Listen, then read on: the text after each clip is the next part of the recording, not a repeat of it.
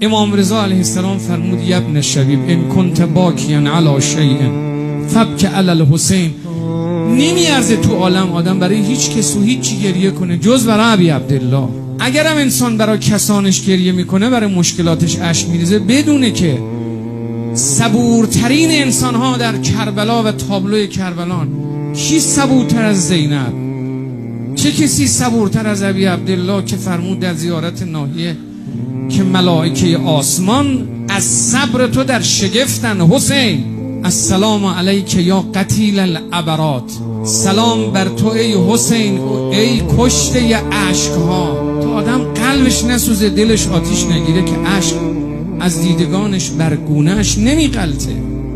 این پیوند زدن عاشورا با دل هاست. فقط تنها راه نجات سوار شدن بر کشتی است که ناخدایش حسینه.